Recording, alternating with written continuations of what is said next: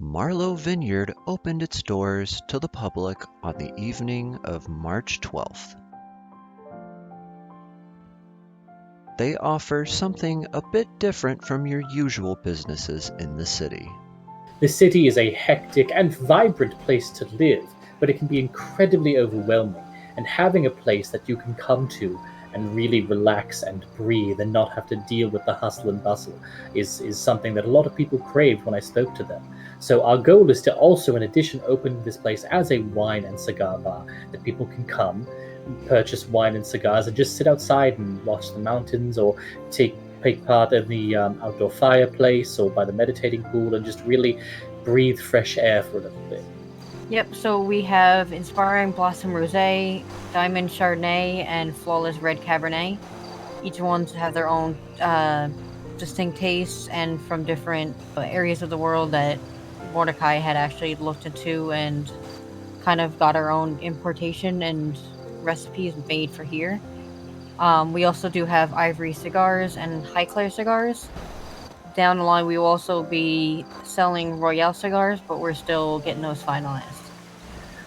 So the Ivory cigars are much more milder. I recommend them for someone who is a bit new to cigar smoking. The High Claire are a deeper, heavier smoke. Both are incredibly relaxing draws, and it's really a matter of preference. But I wanted to make a point that the wines that we offered and the cigars that we offered reached a wide various of palates. I mean, wine and cigars are something that very people are particular about. So we wanted to make sure that we had a selection, but we wanted to make sure that we offered the highest quality available. They gave us some insight into the vineyard's day-to-day operations. So for the wine, we have our team of producers that go out into these fields. They're taken care of. They go and pick the grapes.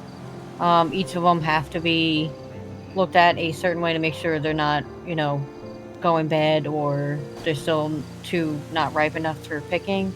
Once we get a good enough batch, we bring them into our brewing area where we ferment them and start selecting them for different types of wines that we want to bottle.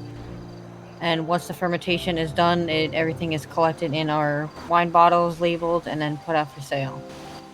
As for the tobacco, we have same type of deal. We have the tobacco fields go out, make sure everything is picked to perfection, and bring it back inside. Have people roll them in our custom wraps, and then prepped for sale. Several dozen came to enjoy the vineyard's selection of wines and cigars.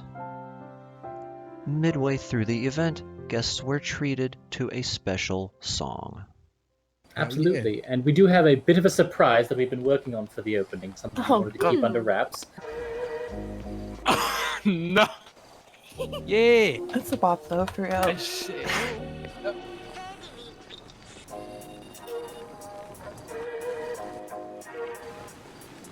Oh my god. Yeah.